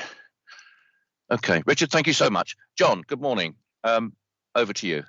Good morning, David. I've got a little bit lost on. Okay, yep, sorry. I can hear you, but I can't see you. There you are. Good morning. Right, yes, good morning. Yes, there are just 3 recommendations from this group. First of all, I'd like to thank Mark Wilcox, the officers and the other panel members. I think we had a very good, well-tempered session, and my thanks to the executive member and the officers supporting him for that as well. We have no information requests. I'll come on to scrutiny recommendations in a moment. As I said, there are 3 recommendations. I think they're fairly self-explanatory, but if not, I'm happy to take any questions later. On scrutiny, we didn't put in any suggestions for future scrutiny programmes in the formal submission, but one member of the panel had, and it did reflect the discussion that we had. Flooding has been a significant issue over the last couple of years, and that how the council manages its flooding response might be an area that scrutiny would look at, or else the cabinet panel themselves may wish to spend some time looking at that. That's all I think I'm going to say. And that is perfectly adequate and acceptable. Thank you very much, John. So over to Derek. Derek, a very good morning to you. Yes, good morning to one and all. Good morning, hope everybody is okay. And thanks again to John for chairing this particular scrutiny, and members who I think engaged in quite an interesting conversation during the session, albeit we may have digressed slightly off the mainstream of the meeting. The 3 particular recommendations there, I mean, we did have a very good conversation on what was meant by good growth, and I personally accept that we have to move towards developing some metrics here, probably in association with the Sustainable Hertfordshire Action Plan, and an awful lot of the elements of what we would call good growth are reported through normal member processes anyway. But we have to bear in mind that, of course, a lot of these metrics are not totally under our control. There are other statutory undertakers, local planning authorities, and all the rest of it. But I'm perfectly happy to commit over not the short term, but the medium to longer term, trying to develop some kind of meaningful scorecard, if that's the right word, on how we're doing on growth. Now, some of these may be self-evident. You know, are we delivering the right number of school places in the right locations and all that kind of stuff? And some of them may be slightly less evident. But I certainly think it will be advantageous for us to do a bit of work on this, and perhaps come back later in the year when the new county council is got his feet under the desk, because I do think this is an issue that was quite rightly raised. Thank you very much. I wasn't again sure if that was theatrical or you were pausing for reflection there, Derek. Oh, sorry, I should have said stop or. Yeah, absolutely. Yes, excellent. Thank you so much for that. Shall I carry on? If you've got more to say, I wish you would. Yes. Well, no, I'm only just referring to the other 2 recommendations. I mean, flooding is a very real issue, and I think it's a constant. I wouldn't say it's a constant battle, but it is a constant issue of how we keep the public informed of precisely what our responsibilities are, and indeed ensure that, in particular, where we get household flooding, it is reported into the lead flood authority. But we do have limited, obviously, powers at our disposal. But nevertheless, we are an overarching body which is responsible for flooding. And clearly, with the extreme weather conditions we've been having, it is more of an issue possibly now than it has been in the past. And there are other elements related to this in terms of drainage and on highways and all the rest of it. But I do think it probably would be an idea, again, possibly later in the year, to have a scrutiny on this, just to update particularly the new council, but also in general terms, our role, responsibilities, and where we are with flooding. And thirdly, future passenger transport post-COVID-19. Yes, this is an issue that is going to be around, excuse me, nationally, and once we start to emerge from the current situation, we need to take a detailed look of future passenger transport. I think, frankly, within the Hertfordshire context and the things that we're responsible for, which is local buses, it may well be slightly less radical than what government has to do in terms of rail service, commuter services and all the rest of it. Because, I mean, in terms of our commuter lines, if we suddenly find that home working is part of the new framework and the number of people commuting goes down by 20 or 30%, that is a very, very serious issue for local government and all the rail franchisees, however that's organised in the future. We will have to monitor our local bus services. We are maintaining at the moment a significant level of bus service in the county. Most of the commercial operators are still running relatively frequent services on the commercial corridors, and indeed all of our village services are still being served. So I'm hoping and expecting we are in a situation where we're not in a position where everything has stopped and we suddenly got to pick it up again. There is a basic level of service there already, and people hopefully will return to it a lot more once we're allowed out with a bit more freedom. But there will be reports coming through to Gripe and the panel, and if not directly to the panel, at least the panel members, on how the situation is emerging from our current lockdown procedures. I'll pause there again, Chairman. Happy to answer any questions or engage in debate. Indeed. Okay. I'm looking at the list. I can see no hands,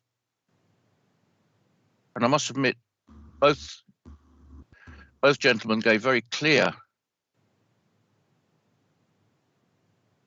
statements. So I'm assuming I'm just going to track down and up again. Bear with me. Sorry about this, but obviously you realise I've got to go right the way down to a long list of people to make sure there's nobody there. There isn't. So, members, can I take it your content that these recommendations go forward? If you are, would you please indicate in the usual way? And that gives me the opportunity to give Stephen a couple of minutes' notice that I'm going to call him next. It's looking good. Well, thank you very much, gentlemen. Very helpful.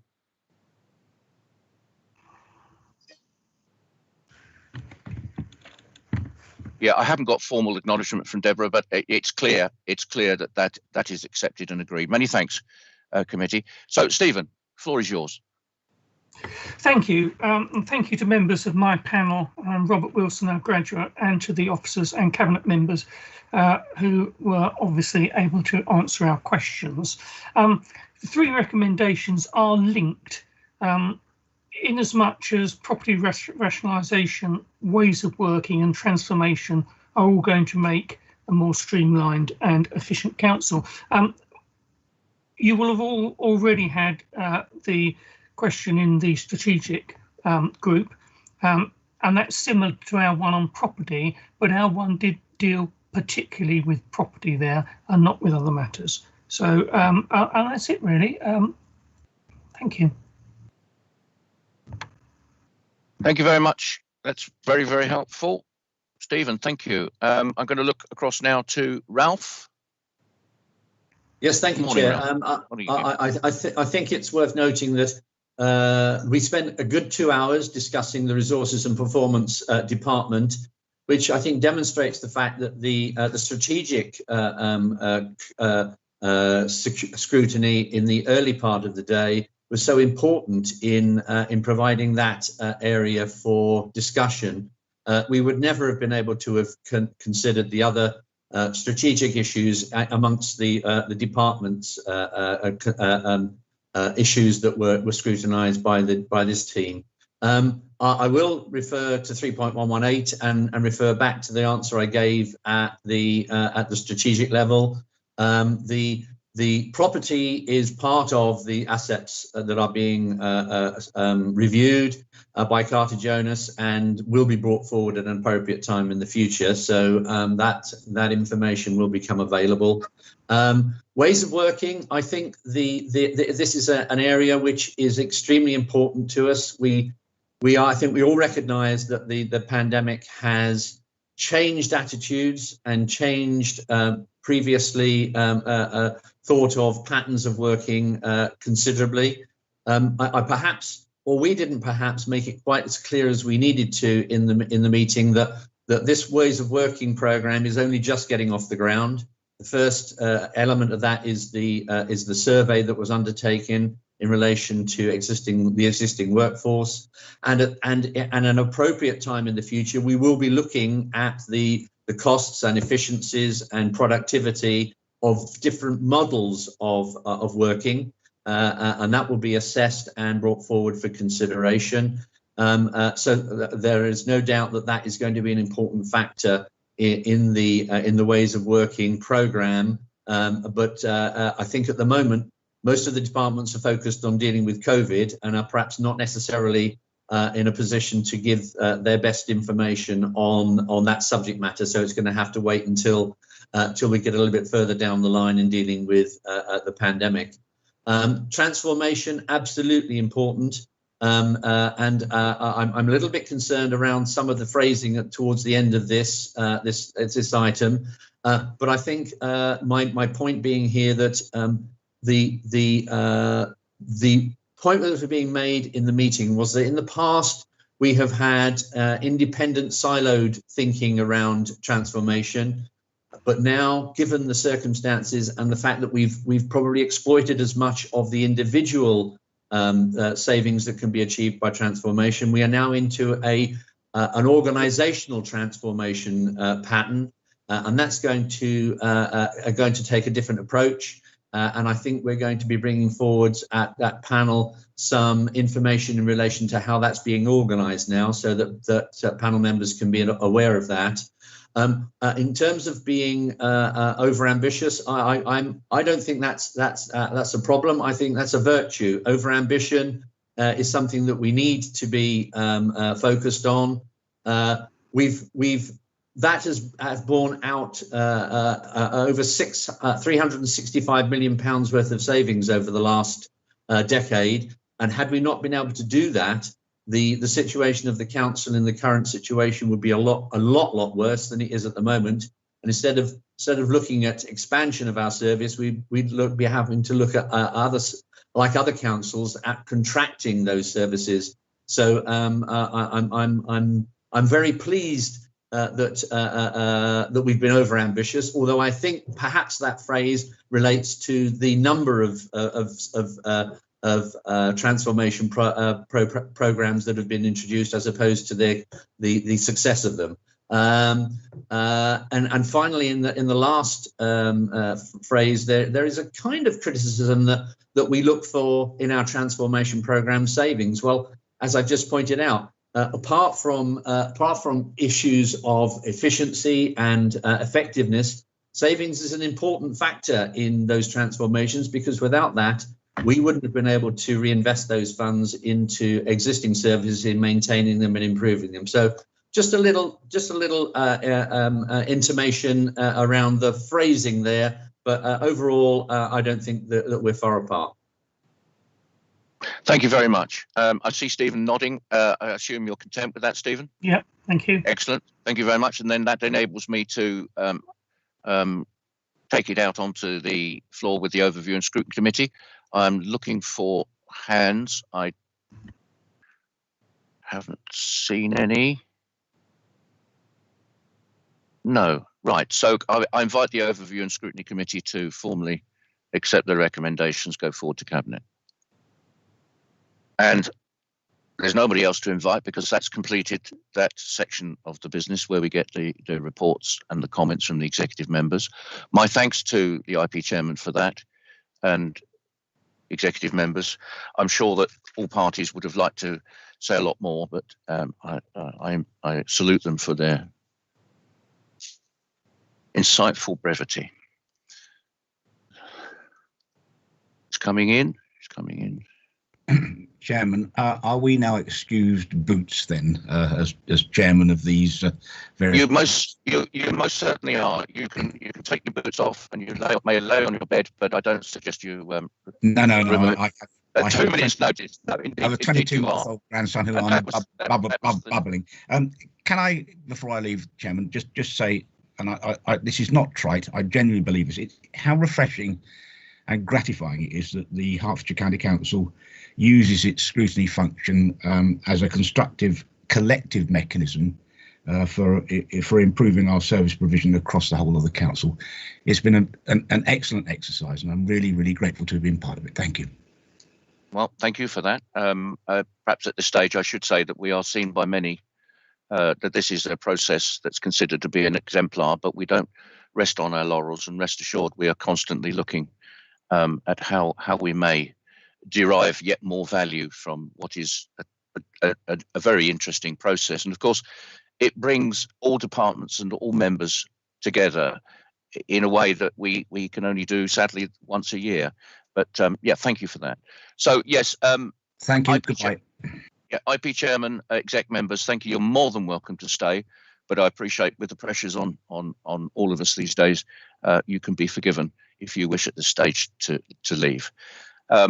Thank you very much. I've got acknowledgement that the resources and performance recommendations have gone forward. So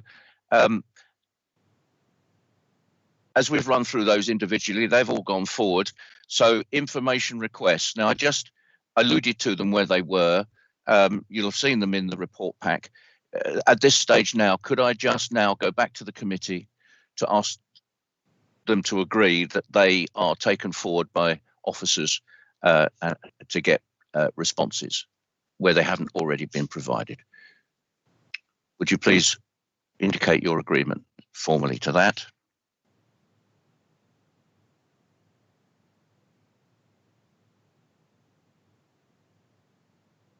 That's coming in. Thank you very much. And while they're coming in, the next item that I'm going to ask your help with is that I propose that committee agrees and notes all the scrutiny requests that we will consider at the next overview and scrutiny meeting on the 9th of March. They're in 3.3 of the report.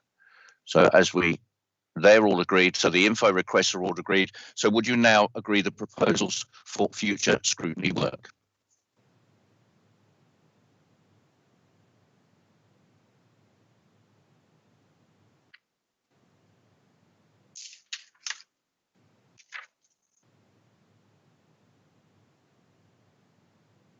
That's coming in positively. Thank you very much. So there's no other part 1 business, but there are items to report to council, and item 3 in its entirety will be reported in due course to council.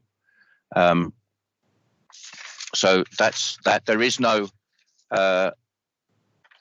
So further to this meeting today, the suggestions will all be going forward to and reported to Cabinet. The recommendations arising from the Cabinet meeting on the 22nd of February will be considered by full council on the 23rd of February when it agrees its 2021/22 and 2024/25 budget.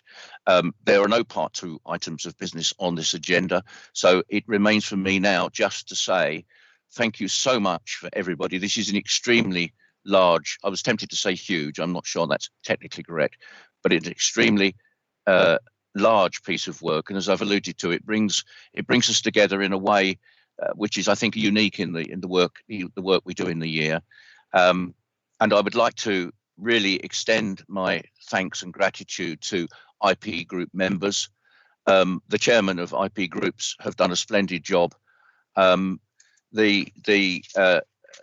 The support they've given, I think everybody has alluded to the support they've been given by their support officers. So as we don't see them very often, I'm going to actually read their names out. So thanks to Russell Reader, Nicole Cohen, Joanna Lakin, Nicholas Thornycroft, Emma Turner, Benjamin Cowell, Mark Wilcox, and Robert Wilson.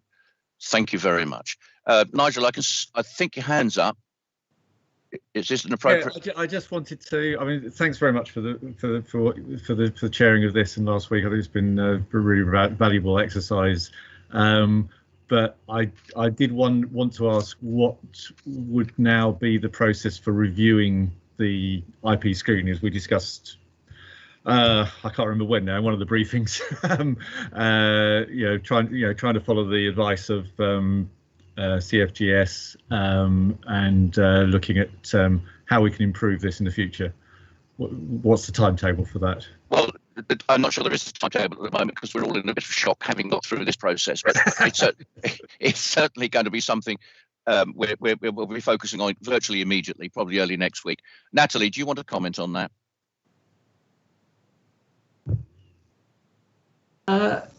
What I would say is that, as always, evaluation forms will be coming out following this, and each time we look very closely at those in terms of what we can do differently that will improve the experience. So I think it's really important that if people have thoughts of things that have worked well this year or things that with a bit of tweaking could work better in the future, always with the caveat that we understand that there are circumstances around this year that COVID bring in that we wouldn't be anticipating another year. David, with your permission, I'd really like to thank all the members and all the officers who have actually worked tremendously hard and tremendously effectively in circumstances that were ever changing, and the need to hold all of this virtually, has been a significant challenge for everyone. So everybody's forbearance and patience and, really on the ball contribution is made our lives on the kind of the back end of stuff really, really much easier than it might have been. And I just wanted to say about this afternoon's scrutiny, which is the annual statutory look at the Crime and Disorder Partnership. When we'd originally talked about this back at the December committee, we were going to do it as an embedded topic group within the committee. That's now been decoupled, so it's actually a separate topic group from the committee with its own standalone membership, which is by and large drawn from the committee.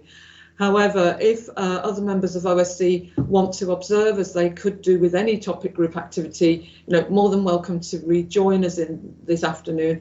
But you're not obliged to, because it's not a continuation of this committee's business. It's a separate meeting. So just to kind of get out of jail card for some of those who've got maybe lots of other commitments. Thank you. Okay. Yes. Many thanks for that. I gave way to Nigel at the time, but I would like to go on with my thanks, if I may. In particular, I'd like to acknowledge the work that's been done by contributing officers and their departments. I think it's appropriate to thank executive members. They've taken a very positive approach, as always, to this process. That is important. It does help the process.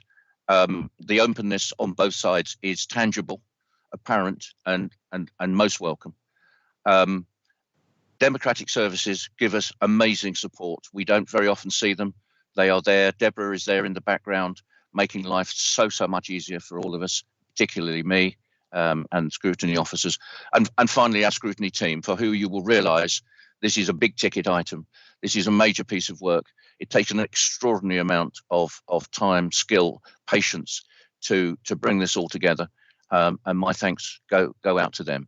So that's all for me. I'm looking to see if there are any further comments, and if not, I close the meeting at 8 minutes past 12. Thank you so much.